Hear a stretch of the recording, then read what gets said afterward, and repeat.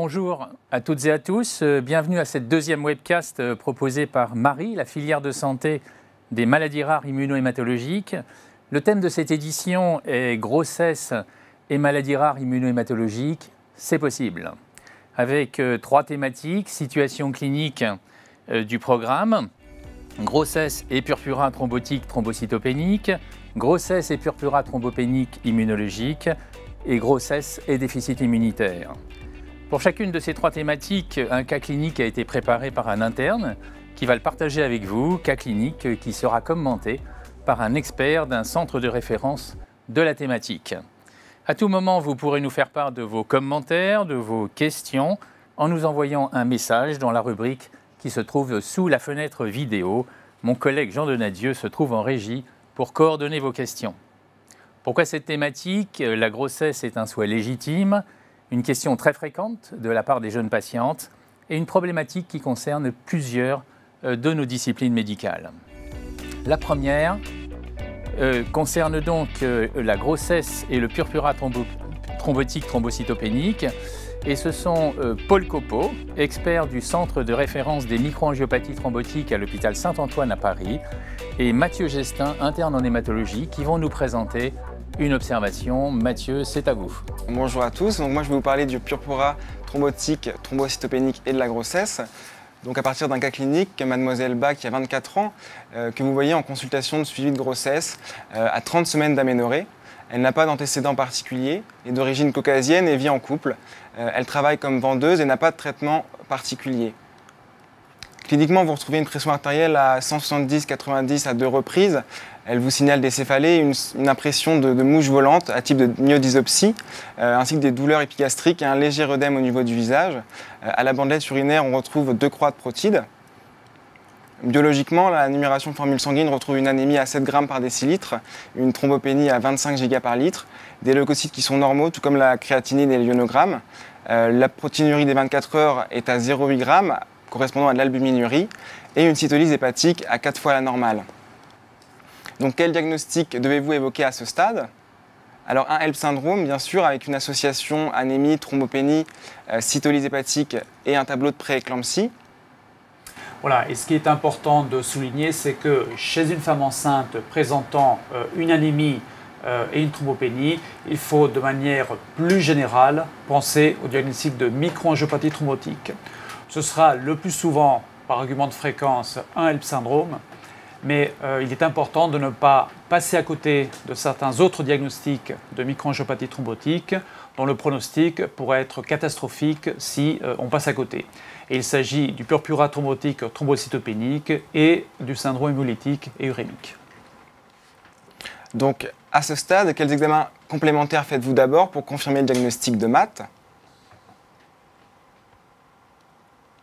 Alors, tout d'abord, pour le mécanisme de l'anémie, faire des réticulocytes qui seront augmentés et donc, secondairement, un bilan d'hémolyse avec les LDH, l'aptoglobine et la bilirubine. On retrouve une aptoglobine effondrée, des LDH augmentés et une bilirubine libre augmentée également. Devant cette hémolyse, on réalise un frottis sanguin à la recherche de schizocytes en faveur d'une origine mécanique et un test de Coombs érythrocytaire direct pour un phénomène auto-immun.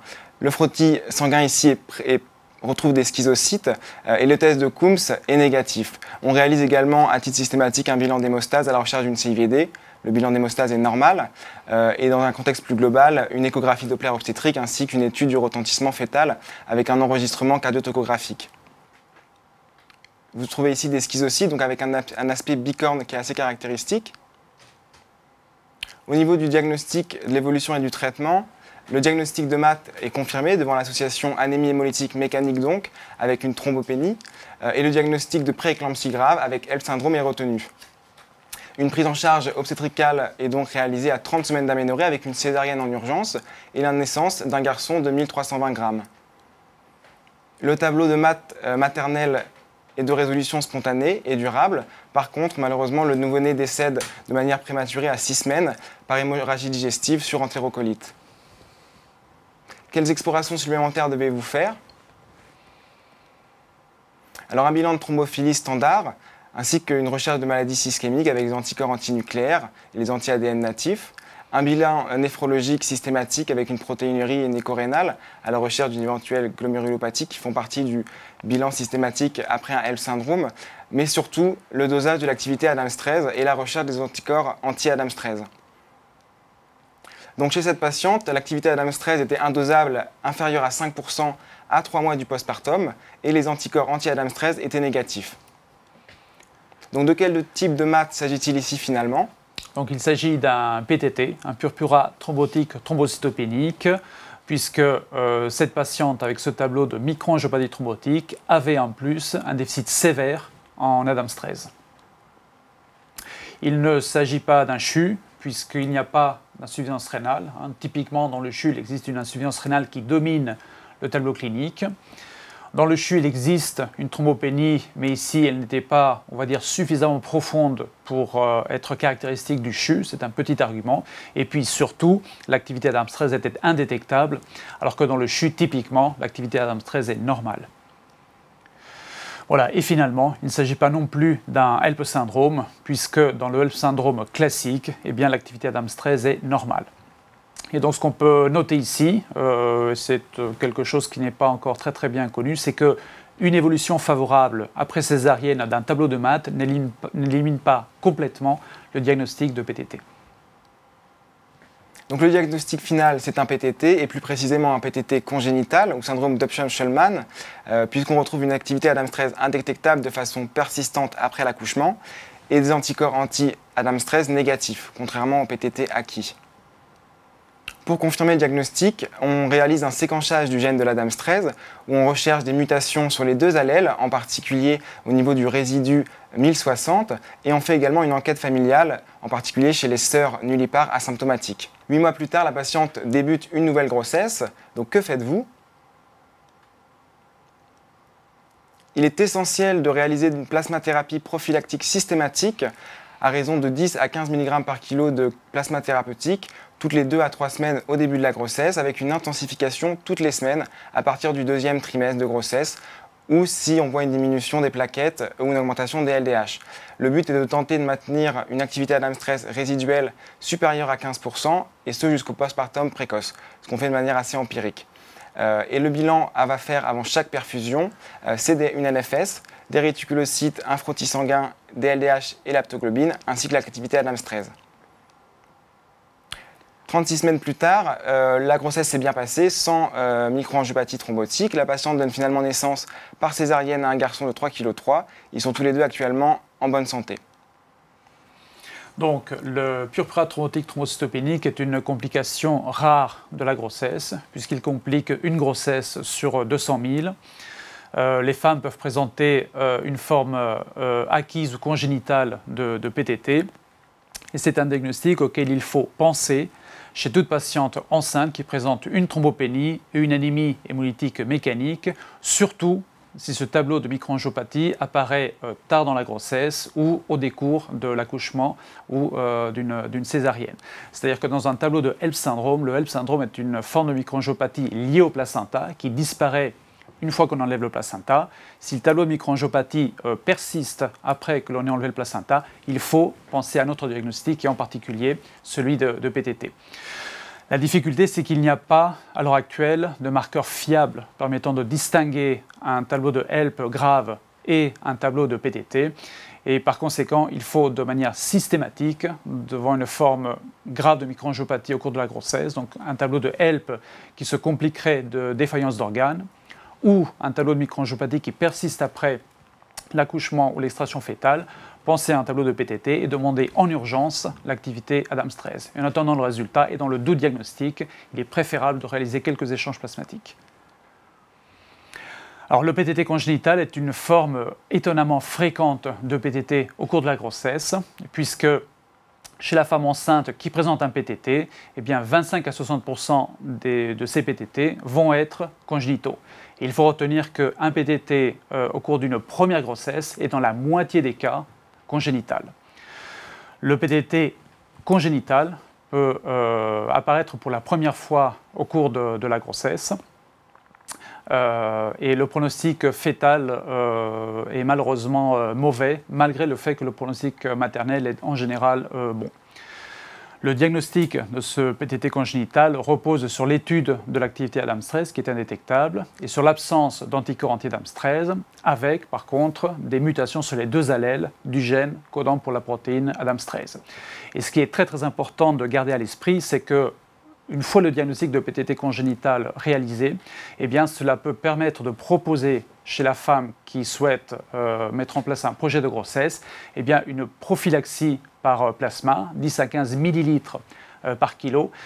Et à ce moment-là, eh bien, on peut constater que le pronostic de la grossesse est excellent sous prophylaxie par plasma. Ça, c'est vraiment un message qui est très important puisque le pronostic de la grossesse est transformé par la plasmathérapie. Donc, il est majeur de faire le diagnostic de PTT congénital chez une femme présentant une microangiopathie au cours de la grossesse. Merci beaucoup Mathieu et Paul. Nous avons le temps pour quelques questions. Paul, vous venez de nous dire que si une prévention est mise en place, tout va bien pour la mère. Mais qu'en est-il pour le nouveau-né? Est-ce que, malgré cette prévention, il existe un risque pour le nouveau-né? Alors, pour le PTT congénital, la plasmathérapie transforme le pronostic de la grossesse. C'est-à-dire que chez une femme qui va recevoir une plasmathérapie prophylactique parce qu'elle a fait précédemment un épisode de PTT qui s'est mal passé, eh bien, le pronostic va être très bon pour elle et pour son fœtus. Elle va accoucher à terme d'un fœtus qui, d'après notre expérience, eh bien, est tout à fait normal en termes de poids, de taille et de terme. Dans la forme acquise de PTT, l'histoire est un peu différente. Le PTT acquis, donc il y a des anticorps anti-ADAMTS13, peut être de pronostic catastrophique pour le fœtus, mais aussi pour la mère.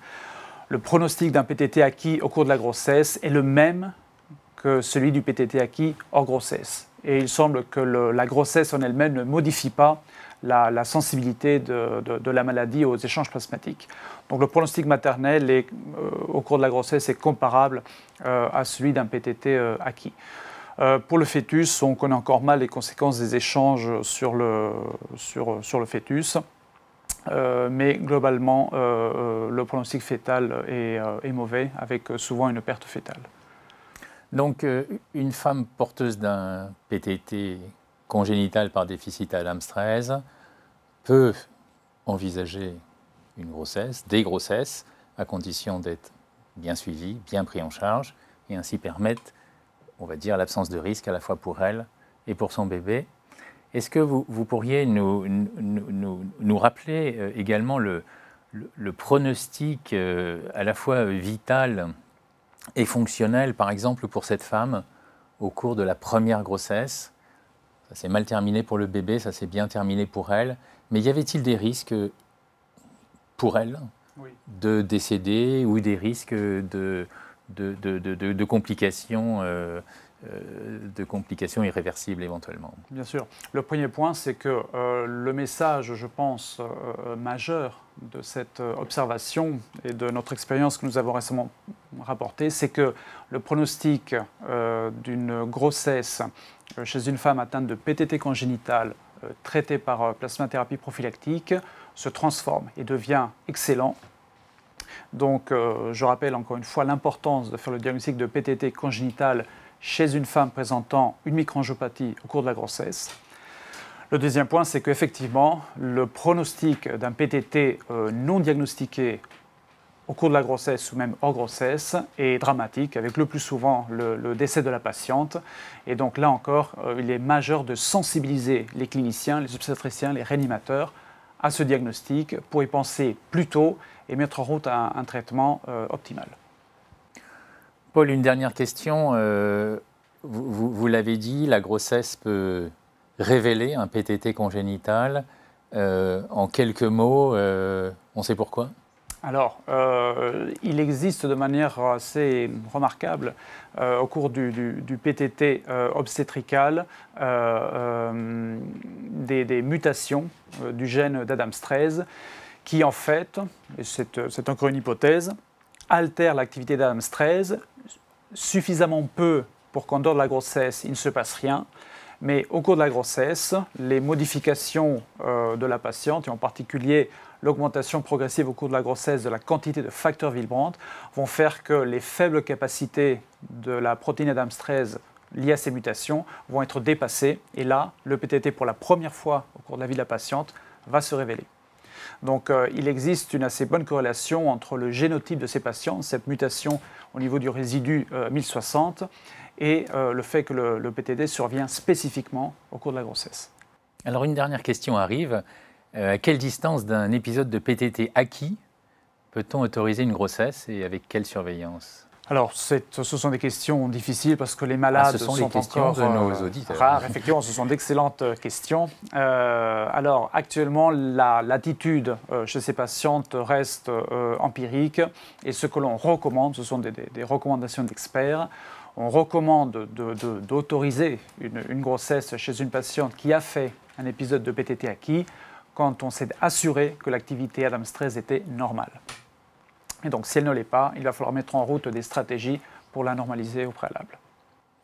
Merci Paul, et merci Mathieu. Merci de nous avoir passionnés avec cette observation. Et donc, nous allons passer à la deuxième observation qui concerne donc la grossesse, bien entendu, et le purpura thrombopénique immunologique avec Bertrand Godeau, expert du centre de référence des cytopénies auto-immunes de l'adulte à l'hôpital Henri Mondor à Créteil, et Étienne Crix, interne en médecine interne. Messieurs, c'est à vous pour l'observation. Bonjour, donc, nous allons parler du purpura thrombopénique immunologique au cours de la grossesse à travers une observation d'une jeune femme de 33 ans. C'est une patiente qui n'a pas d'antécédents notables, qui est d'origine sénégalaise mais sans voyage récent hors d'Europe et qui vous est adressée pour une thrombopénie isolée. Sans autre anomalie de la numération formule sanguine. Elle n'a pas d'examen biologique antérieur disponible et il s'agit de sa première grossesse. L'examen clinique est sans particularité, en particulier pas de syndrome hémorragique, pas d'adénopathie ou d'hépatosplenomégalie. À ce stade, quel diagnostic vous paraît le plus probable? Est-ce une thrombopénie gestationnelle, une prééclampsie, une thrombopénie immunologique ou PTI, un lupus systémique ou un HELLP syndrome? Nous avons retenu le diagnostic de PTI chez cette patiente en raison de la profondeur de la thrombopénie et du début de la grossesse. Pour revenir sur les causes de thrombopénie au cours de la grossesse, il s'agit d'une fréquence approximativement entre 6 et 10% des grossesses. Seulement 1% ont des plaquettes inférieures à 100 Giga par litre. Et comme vous pouvez le voir ici, la majorité des thrombopénies, environ 3/4, sont représentées par des thrombopénies gestationnelles, dont Bertrand Godeau détaillera plus tard les caractéristiques. L'autre cause majeure de thrombopénie durant la grossesse est représentée par la prééclampsie et le HELLP syndrome, mais qui sont des pathologies de fin de grossesse avec un contexte clinique relativement évocateur. Les autres causes sont beaucoup plus rares, dont le PTI et les autres causes de microangiopathie thrombotique ou de thrombopénie. Et finalement, pour revenir à notre patiente, le diagnostic différentiel se pose essentiellement entre un PTI et une thrombopénie gestationnelle. Je laisse la parole à Bertrand Godeau pour en détailler les caractéristiques. Alors effectivement, comme vous l'a souligné Étienne, la cause la plus fréquente de thrombopénie au cours de la grossesse, c'est la thrombopénie gestationnelle, qui est finalement une curiosité de la grossesse qui n'a aucun caractère pathologique, qui ne met pas en jeu le pronostic ni de la maman ni du bébé.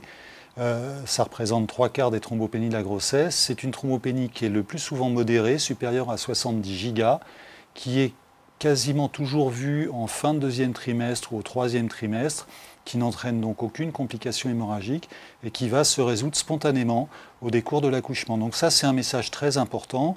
Quand vous observez une thrombopénie modérée en fin de grossesse, de ne pas oublier de demander à la maman de bien contrôler son chiffre de plaquettes à distance de l'accouchement, parce que la normalisation du chiffre de plaquettes spontané vous permet d'affirmer le diagnostic. Et lors d'une grossesse ultérieure, s'il y a à nouveau une thrombopénie, il n'y aura pas de problème diagnostique et vous pourrez retenir sans difficulté le diagnostic de thrombopénie gestationnelle. C'est un diagnostic d'élimination, bien évidemment. Avant d'affirmer qu'il s'agit d'une thrombopénie gestationnelle, il faut avoir éliminé des causes beaucoup plus graves, comme une prééclampsie, un PTI ou une microangiopathie thrombotique, comme ça vous avez été présenté lors du topo précédent. Pour revenir donc à l'histoire de notre patiente, vous la revoyez 3 mois plus tard, elle est toujours asymptomatique. Elle vous rapporte une numération où les plaquettes ont un petit peu diminué puisqu'elles sont maintenant à 31 Giga par litre. Cliniquement, elle n'a pas de syndrome hémorragique, l'examen clinique est normal pour le terme, et les examens sommes dont vous disposez sont sans particularité. À ce stade, quel traitement allez-vous proposer à votre patiente?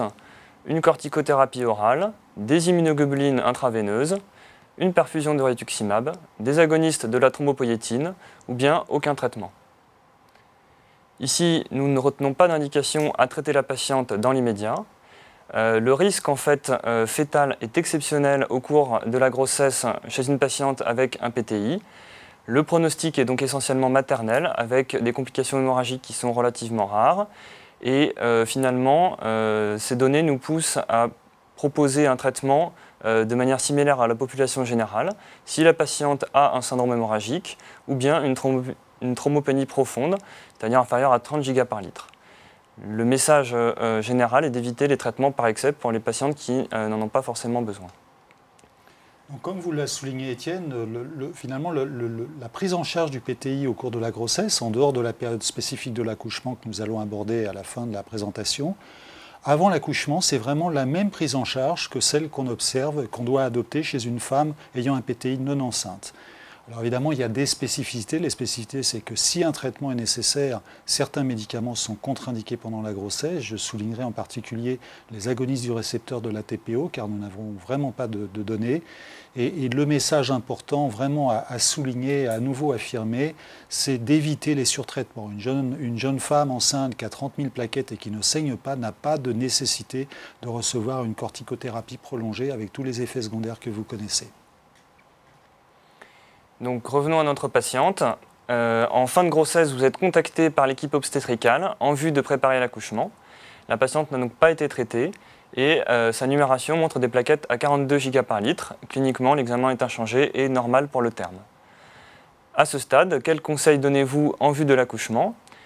Aucun traitement avant l'accouchement? Ou bien proposez-vous de programmer une césarienne, de donner une corticothérapie orale pour obtenir des plaquettes supérieures à 50 giga par litre en cas d'accouchement par voie basse, une corticothérapie orale pour des plaquettes supérieures à 75 giga par litre en cas de réalisation d'une péridurale, ou bien des immunoglobulines intraveineuses pour obtenir des plaquettes supérieures à 150 giga par litre en cas de réalisation d'une péridurale. Ici, donc, nous retenons une indication à traiter la patiente pour obtenir un seuil de plaquettes suffisant pour réaliser l'accouchement dans une bonne condition. Ces seuils sont de 50 giga par litre pour un accouchement par voie basse ou par césarienne et de 75 giga par litre en cas de la réalisation d'une péridurale. Dans tous les cas, cet accouchement doit donc être préparé en coordination avec une équipe médico-obstétricale et l'un des principaux messages est que la voie de l'accouchement n'est dictée que par des motifs obstétricaux et il n'y a pas d'indication de réaliser une césarienne prophylactique uniquement pour le PTI. Les transfusions de plaquettes ne doivent pas être systématiques et la corticothérapie orale est généralement débutée une dizaine de jours avant le terme de l'accouchement pour obtenir un chiffre de plaquettes suffisant. Les IGIV peuvent éventuellement être proposés si la patiente est corticorésistante ou en cas de syndrome hémorragique important. Donc, notre patiente reçoit une corticothérapie orale à la dose d'1 mg kg jour avant l'accouchement, ce qui permet une remontée des plaquettes au-dessus de 100 giga par litre. L'accouchement se déroule sans complications et une NFS est réalisée sur le sang de cordon et retrouve des plaquettes à 57 giga par litre. Cliniquement, le bébé n'a pas de syndrome hémorragique. Quelle conduite à tenir proposez-vous concernant le nouveau-né? Proposez-vous de contrôler le chiffre plaquettaire entre J2 et J5, de réaliser une échographie transfontanellaire si les plaquettes sont inférieures à 50 giga par litre, de donner une corticothérapie orale, des immunoglobulines intraveineuses, ou bien de ne pas traiter l'enfant pour l'instant. Ici, nous retenons l'indication à contrôler le chiffre plaquettaire entre J2 et J5, réaliser une échographie si les plaquettes sont inférieures à 50 giga par litre, et ne pas traiter l'enfant dans l'immédiat. Et je laisse la parole à Bertrand Godot pour nous détailler le PTI néonatal. Oui, donc là, une des grandes inquiétudes des femmes enceintes ayant un PTI et que leur enfant développe une thrombopénie, c'est une complication qui peut être observée et qui doit être systématiquement recherchée, mais il faut souligner que le pronostic néonatal est globalement tout à fait excellent. Le PTI néonatal est lié au transfert passif de l'anticorps de la maman au bébé. Et donc, il faut vraiment souligner que si le bébé est thrombopénique, cette thrombopénie sera transitoire et dans les 3 mois qui suivent la naissance va disparaître. Donc, on ne voit pas de PTI chronique chez les enfants nés d'une maman ayant un PTI. Les facteurs de risque pour que le bébé développe une thrombopénie néonatale, c'est essentiellement la sévérité du PTI chez la maman. Et l'élément qui doit vraiment être bien retenu, c'est que la thrombopénie doit systématiquement être recherchée à la naissance, même si le PTI de la maman est en apparence bénin, voire guéri. Et si le chiffre de plaquettes chez le bébé est normal à la naissance, on observe occasionnellement des thrombopénies retardées qui surviennent entre le 3e et le 5e jour de vie. Donc il est important de sensibiliser nos collègues pédiatres et obstétriciens à la nécessité de ne pas oublier cette surveillance du chiffre de plaquettes chez le nouveau-né entre J3 et J5. La prise en charge, comme l'a souligné Étienne, est conditionnée par le chiffre de plaquettes et par l'importance ou la présence de signes hémorragiques, en sachant qu'on est plus prudent chez le nouveau-né que chez un enfant ou un adulte.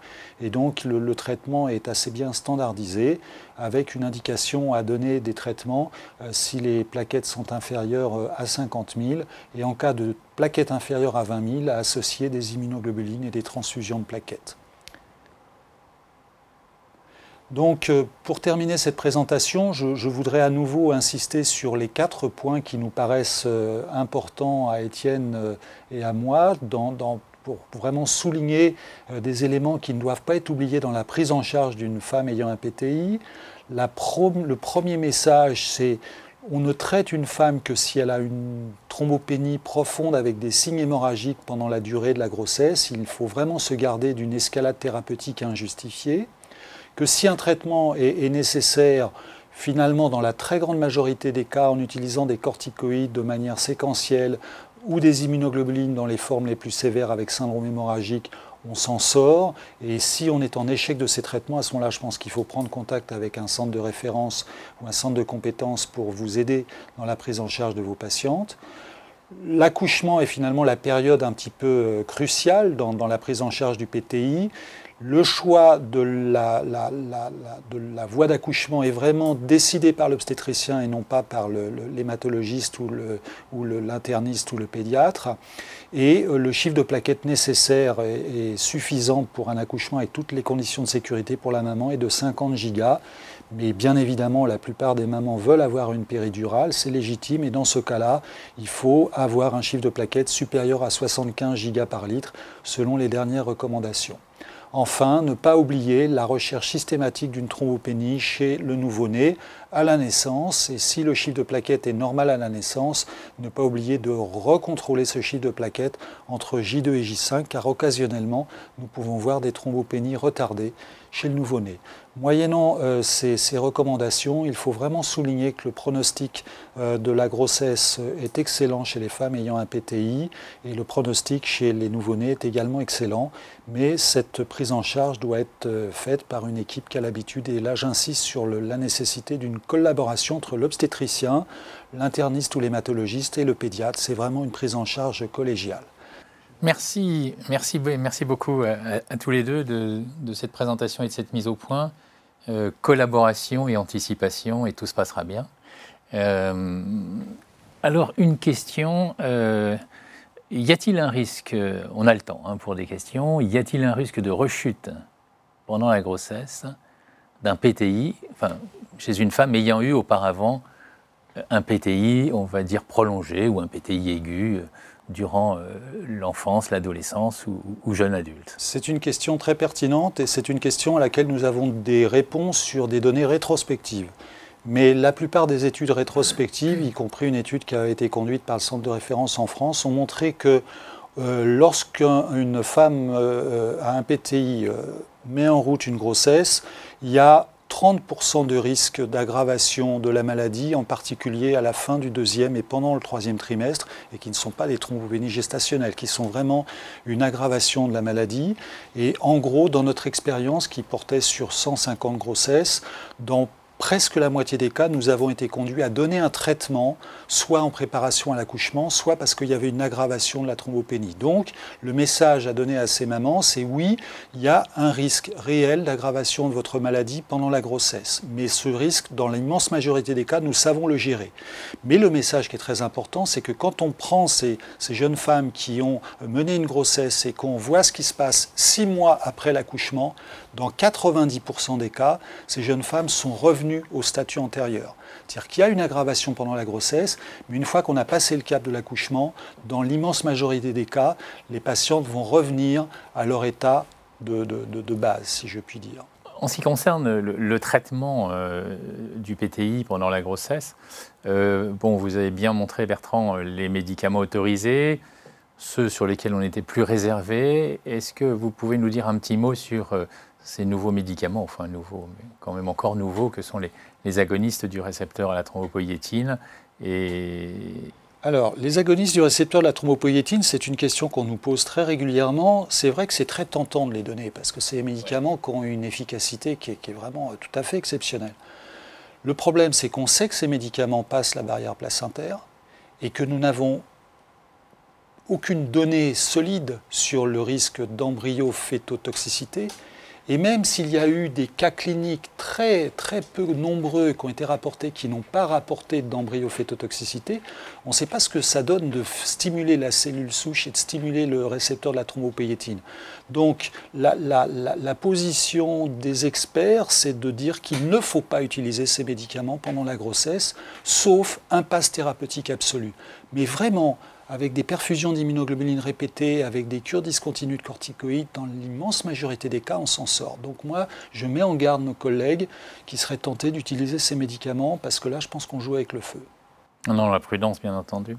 Alors, on a beaucoup parlé de thrombopénie immunologique, c'était le thème de cette présentation. Cette femme, au début, avait une thrombopénie relativement modérée.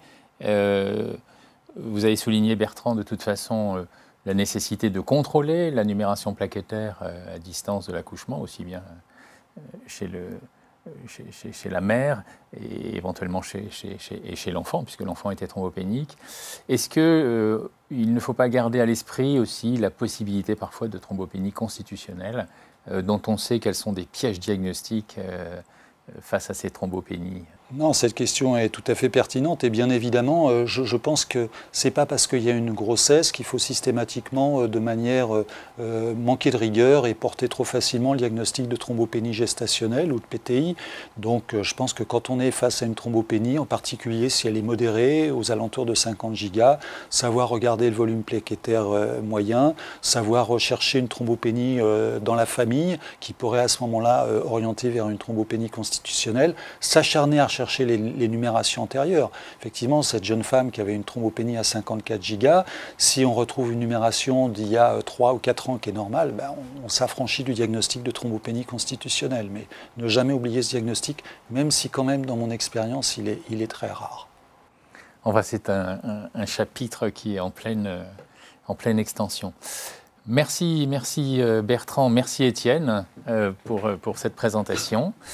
Et donc nous allons passer à notre troisième cas clinique, troisième thématique, qui concerne la grossesse et les déficits immunitaires. Et pour nous présenter cette thématique, Claire Fiecchi, qui est expert du Centre des déficits immunitaires de l'adulte et qui travaille à l'hôpital Saint-Louis à Paris, et Johan Fadlala, et qui est interne en médecine interne. Donc nous, on va vous présenter deux cas cliniques qui représentent deux situations cliniques qui sont assez différentes dans l'hypogamma-globulinémie. Donc le premier cas, c'est celui de Madame G, 27 ans, qui a un déficit immunitaire combiné, donc un déficit immunitaire qui regroupe un déficit de l'immunité humorale et cellulaire, qui est connu depuis l'enfance, qui est très peu symptomatique, en dehors de verrues des extrémités qui sont résistantes au traitement topique. Elle est néanmoins traitée par Bactrim au long cours en prophylaxie d'infection ORL. Elle vient vous voir, l'examen clinique est sans particularité, il n'y a pas de syndrome tumoral, elle présente donc ces verrues connues. Le dosage pondéral des immunoglobulines retrouve 1,8 g par litre d'IgG, 0,29 g par litre d'IgA, 0,59 g par litre d'IgM. Les sérologies EBV et VZV sont positives, ainsi que les sérologies vaccinales. En revanche, la sérologie CMV et la sérologie toxoplasmose sont négatives. Elle vient vous voir en consultation, elle est enceinte de 3 semaines. Que suggérez-vous à ce stade de la grossesse? Est-ce que vous suggérez de débuter une substitution par immunoglobulines? Vous suggérez de ne pas modifier l'attitude actuelle vis-à-vis des immunoglobulines, d'arrêter le Bactrim, d'interrompre la grossesse ou de proposer un suivi rapproché?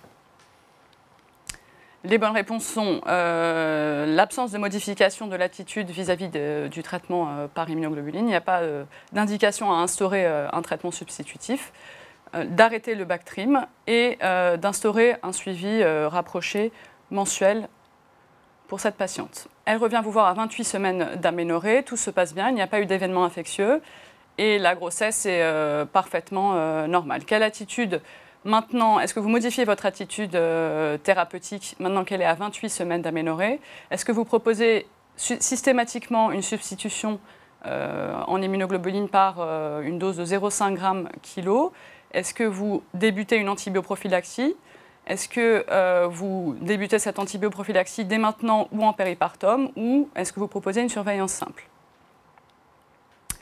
Nous proposons à ce terme de la grossesse une substitution systématique à la dose de 0,5 g/kg. Et je laisse au professeur Fieschi la parole pour expliquer cette attitude thérapeutique. Merci. Alors, cette attitude s'explique principalement par la physiologie du passage des immunoglobulines à travers le placenta au cours de la grossesse. Le passage des immunoglobulines, il est assez précoce, hein, et il a été démontré dès la 8e semaine d'aménorrhée, donc précocement, et il va être de plus en plus important au fur et à mesure de la grossesse, avec un maximum au 3e trimestre. Au 3e trimestre, où le placenta va être véritablement une pompe active qui démunit la femme en immunoglobulines pour enrichir le sang de l'enfant en immunoglobulines, puisqu'il est totalement dépourvu d'immunoglobulines et de lymphocytes compétents à la naissance. Donc c'est un transfert qui est actif, pratiquement que des IgG, il n'y a pas d'IgA et d'IgM qui y passent, et on va le voir sur la diapo suivante, des IgG de différentes, les sous-classes d'immunoglobulines passent de façon différente selon le terme. Et ça passe par le récepteur néonatal des immunoglobulines. Et puis, on sait que plus il y a d'anticorps chez la mère au dernier trimestre, et plus il y aura d'anticorps chez le nouveau-né au moment de la naissance. Alors, sur cette plaque, qui est une étude qui est déjà assez ancienne, qui a été faite sur des couples nouveau-nés mères avec des enfants qui étaient nés avant terme. Donc vous le voyez, il y a des enfants qui sont nés avant la 33e semaine d'aménorrhée, puis 36, 37, 39, 41 semaines d'aménorrhée. Ce qu'on montre, ce sont des ratios. Plus on est tard dans la grossesse et à partir de 37 semaines, il y a un ratio qui est à plus de 100% pour les IgG1, les IgG3 et les IgG4, tandis que les IgG2 passent moins bien le placenta. Donc évidemment, on essaye pendant ce dernier trimestre, entre 28 et 40 semaines, de substituer les femmes qui ne sont pas substituées pour leur permettre d'obtenir un taux résiduel d'IgG qui sera suffisant pour qu'elles puissent donner à leur enfant une protection passive par les immunoglobulines transfusées. Donc nous revenons au cas clinique. Maintenant, Madame G revient vous voir un mois plus tard, à 32 semaines d'aménorrhée. Tout continue à bien se passer. La croissance fœtale est parfaitement satisfaisante. Mais le contrôle mensuel de la sérologie toxoplasmose est positif, à un titre significatif. Que pensez-vous de cette sérologie toxoplasmose? S'agit-il d'une primo-infection à Toxoplasma gondii? Faut-il débuter un traitement antibiotique curatif d'emblée? Faut-il débuter une antibioprophylaxie? Faut-il se méfier d'une fausse sérologie positive ou utiliser une autre surveillance que la sérologie? Dans ce cas d'une récente substitution, il faut se méfier d'une fausse sérologie positive et utiliser une autre surveillance que la sérologie. Oui, alors c'est un piège classique chez les patientes qui reçoivent des immunoglobulines polyvalentes, en particulier quand elles n'étaient pas substituées en début de grossesse. Les immunoglobulines polyvalentes, ce sont des poules qui sont fabriquées à partir de plusieurs milliers de donneurs de plasma, qui transmettent pratiquement exclusivement des IgG, puisque les taux d'IgM sont pratiquement nuls et les taux d'IgA sont négligeables. Ces immunoglobulines, elles ont la même composition en sous-classe qu'un plasma normal, mais également en termes de sérologie, et elles sont donc le reflet de tous les donneurs de plasma qui ont participé à ces lots d'immunoglobulines. Donc en général, les sérologies sont positives avec des anti-HBs positifs, des anti-EBV positifs, des anti-CMV positifs, des anti-toxoplasmose en général positifs, etc. Et également les sérologies vaccinales, c'est aussi pour ça qu'on les utilise. Mais dans ces cas particuliers de la grossesse, il faut évidemment se méfier de sérologies positives, surtout quand les sérologies sont faites dans des labos de ville, que ça inquiète beaucoup. Les patientes vont avoir une sérologie positive et ça ne sera pas forcément parce qu'elles viennent de rencontrer Toxoplasma gondii. Ça veut dire que si on veut être sûr qu'il y a eu un contact ou il n'y a pas eu de contact avec la toxoplasmose, il faut plutôt utiliser d'autres techniques immunologiques, avec en particulier les techniques de prolifération aux antigènes qu'on peut faire de façon mensuelle ou tous les 2 mois pour surveiller ça. Et puis un dernier point, c'est qu'habituellement, il n'y a pas de justification à utiliser des immunoglobulines dépourvues d'IgA, même si ce sont des patientes qui n'ont pas d'IgA détectable dans le sang, parce que la plupart du temps, les immunoglobulines classiques ne font pas d'effets indésirables importants chez les patientes, donc ça n'est pas justifié. Si évidemment il y a une mauvaise tolérance, et on peut discuter de cette possibilité. Nous allons passer au deuxième cas, qui est un cas complètement différent, parce que c'est une patiente de 34 ans qui a un tableau de déficit immunitaire commun variable, qui a été diagnostiquée à l'âge de 25 ans par une primo-infection CMV symptomatique avec PTI, qui fait des pneumopathies bactériennes à répétition, qui a une splénomégalie avec une dilatation des bronches modérée, un défaut de cellules B mémoire switchées, une hypogammaglobulinémie profonde, des sérologies vaccinales négatives, et des sérologies EBV, CMV, VZV et toxoplasme positives. Donc cette patiente, en raison de ce tableau sévère de DICV, est substituée en immunoglobuline depuis l'âge de 28 ans, par voie IV, puis par voie sous-cutanée. Elle vient vous voir donc en consultation parce qu'elle est enceinte de 10 semaines d'aménorrhée. Pensez-vous qu'il faille apporter des modifications à l'administration des immunoglobulines? Est-ce que vous pensez qu'il n'y a aucune modification? Faut-il passer à la voie intraveineuse? Faut-il passer à la voie sous-cutanée? Augmenter les posologies ou rapprocher les perfusions? Aucune modification thérapeutique n'est nécessaire chez cette patiente. Elle est substituée par voie sous-cutanée et on peut continuer comme ça. Alors pour l'administration des immunoglobulines pendant la grossesse, en fait, il n'y a pas de consensus bien établi. Ce qui est sûr, c'est que la voie sous-cutanée n'est pas contre-indiquée et elle a été démontrée comme étant efficace et bien tolérée pendant la grossesse et rapportée dans un certain nombre d'articles, et que la voie intraveineuse n'est pas systématique, c'est-à-dire que les patientes qui sont bien avec une voie intraveineuse mensuelle doivent le rester, les patientes qui sont bien avec une voie sous-cutanée peuvent le rester également. Le seul objectif, je dirais, c'est évidemment d'atteindre un taux résiduel suffisant. On dit entre 6 et 8 grammes d'IgG en fin de grossesse, puisqu'on l'a vu et on le sait, plus le taux d'IgG chez la mère est élevé et plus le taux chez l'enfant sera de bonne qualité et pourra couvrir ses premiers besoins les 3 à 6 premiers mois de la vie avant qu'il ne puisse produire lui-même ses propres immunoglobulines. Habituellement, on majore donc les posologies en fin de grossesse, puisque comme je le disais tout à l'heure, ce placenta est une pompe active. Donc les patientes qui sont équilibrées en début de grossesse ont habituellement besoin, à la fois avec la prise de poids et cette physiologie particulière des immunoglobulines, d'avoir une posologie un peu plus importante d'immunoglobulines. Et on peut, de façon habituelle, modifier le mode d'administration en cours de grossesse selon les besoins et les impératifs de la femme enceinte. On peut commencer par voie intraveineuse, passer par voie sous-cutanée, repasser à la voie intraveineuse s'il y a des inquiétudes pour les piqûres dans le ventre, dans les cuisses, etc., au moment de la grossesse, sur l'auto-administration, etc. Donc il n'y a pas de consensus. Le principal objectif, c'est de garder un taux résiduel de bonne qualité jusqu'à la fin de la grossesse. Donc Madame elle accouche à terme à 39 semaines d'aménorrhée. L'enfant va parfaitement bien. Il a un chiffre de plaquettes normal à J0 et à J5. Et la patiente s'interroge, peut-elle allaiter comme toute autre mère. Alors vous lui répondez que l'allaitement est contre-indiqué au cours du DICV, qu'il est inutile parce qu'il ne contient pas, parce que le lait maternel, dans son cas, ne contient pas d'IGA, parce que l'allaitement majore le risque de complications infectieuses chez la mère, parce qu'il est nécessaire, ou pensez-vous que toutes ces propositions sont fausses? Donc dans ce cas-là, toutes ces propositions sont fausses. Claire Fieschi va nous parler de l'allaitement chez les femmes avec un déficit immunitaire humoral, oui. Alors le lait maternel, ça contient effectivement beaucoup d'IGA, elles sont majoritaires, hein, mais aussi des IgG, c'est-à-dire que les immunoglobulines qui sont transfusées à la mère à la mère qui a une hypogammaglobulinémie pendant la grossesse vont également passer dans le lait maternel. Et comme habituellement ces patientes étaient substituées avant, évidemment elles continuent à être substituées après l'accouchement.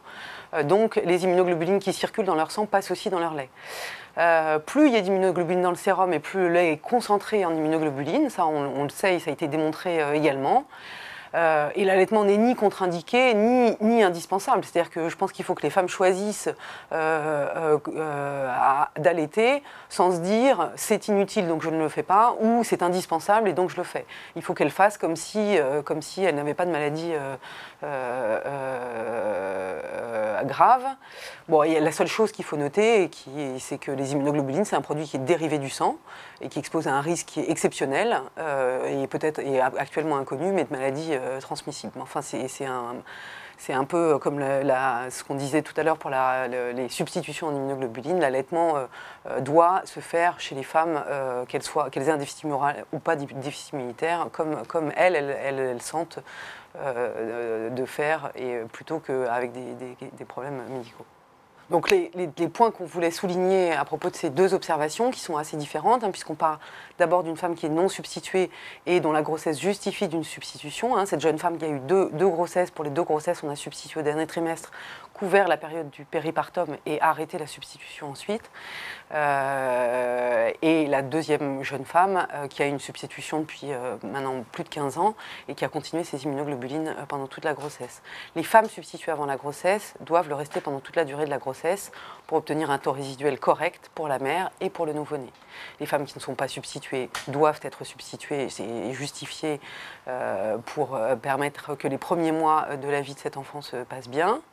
La voie d'administration des immunoglobulines dépend de la tolérance et du choix des femmes, mais n'est pas fixée. Et la substitution en immunoglobulines polyvalentes, n'oubliez pas, positive un certain nombre de sérologies, en particulier au cours de la grossesse, celles qui sont critiques, c'est la sérologie de la toxoplasmose.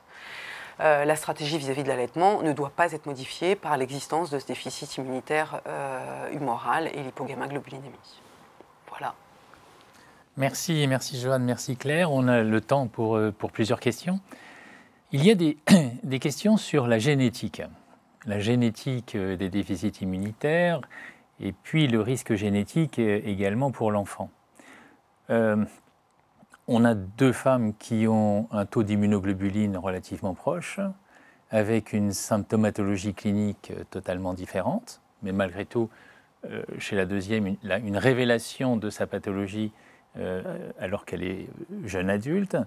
Vous nous avez parlé de déficit immunitaire comme invariable, de déficit immunitaire combiné. Il y a tout un jargon des immunologistes qu'il n'est pas toujours facile de suivre parce que finalement, ces deux jeunes femmes ont une hypogammaglobulinémie. Est-ce que vous pouvez nous en dire un peu plus sur les progrès qui sont faits aujourd'hui dans la classification de ces déficits immunitaires sur le plan génétique dans les grandes lignes? Et cet enfant, faut-il le surveiller? Faudra-t-il l'explorer? Y a-t-il un risque pour lui? Et finalement, y a-t-il un risque pour ces femmes qui ont certains déficits immunitaires d'avoir un enfant ayant lui-même un déficit immunitaire? Alors c'est évidemment une très bonne question et une question qu'on nous pose souvent. Le déficit immunitaire humoral, c'est un déficit immunitaire qu'on classe dans déficit commun variable, qui est devenu un assez mauvais terme, enfin peu importe. On sait que quand on dépiste un individu avec un déficit immunitaire humoral de type DICV et qu'on essaye d'être le plus exhaustif possible dans ses apparentés au premier degré, ses parents, ses frères et sœurs ou ses enfants, dans un tiers des cas, on va trouver un individu avec un défaut de production d'anticorps, le même que le propositus, que le patient, ou un peu différent. Un déficit en IgA complet dans un cas, un déficit en sous-classe d'immunoglobulines. On trouvera une anomalie également des immunoglobulines chez les apparentés au premier degré. Donc, est-ce que c'est justifié de dépister ? Probablement oui.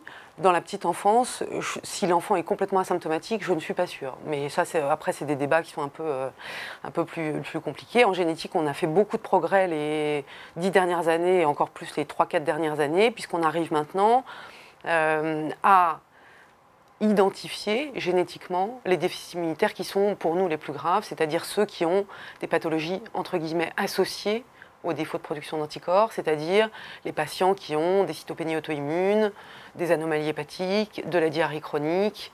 Ces patients-là sont en train pratiquement tous d'être rangés dans des cases génétiques. Et évidemment, quand la mère a un diagnostic génétique identifié, il sera justifié dans les premières années de vie de l'enfant de faire le dépistage génétique pour pouvoir, non pas prédire ce qui va se passer, parce qu'on sait qu'il y a dans ces maladies une pénétrance variable, c'est-à-dire qu'il y a des patients il y aura des individus qui auront une mutation et qui ne présenteront jamais de déficit immunitaire, on le sait déjà, mais savoir que cet enfant a une mutation ou n'a pas de mutation et le surveiller de façon un peu différente s'il a une mutation ou s'il n'en a pas. Donc ça, je pense qu'on pourra offrir ça. Je crois qu'il n'y a pas du tout d'indication à le faire en prénatal. C'est-à-dire qu'il n'y a pas de diagnostic prénatal à faire. Et puis, il faut le faire peut-être dans la première année de vie si les enfants sont très symptomatiques. S'ils sont peu symptomatiques, je pense que dans les 5 premières années de vie, ça suffit. Parce que, au fond, ça pose la question du diagnostic génétique, de la consultation de génétique, de savoir quel est le bénéfice pour cet enfant à ce qu'on fasse un diagnostic génétique de mutation, alors qu'on sait que dans un certain nombre de cas, ils vont rester asymptomatiques. Donc ça, c'est des questions de généticiens qui sont encore ouvertes, mais c'est des choses importantes. Une autre question est de savoir si la grossesse modifie le risque infectieux, augmente c'est une très bonne question. Probablement un peu. On sait que pendant la grossesse, il y a une certaine vulnérabilité. On connaît des grippes extrêmement sévères pendant la grossesse. On sait la vulnérabilité à l'hélisteria, etc. Je dirais que les femmes enceintes, dans notre expérience, les femmes enceintes qui sont substituées en immunoglobulines ont finalement des grossesses assez paisibles, y compris en termes de consommation d'antibiotiques.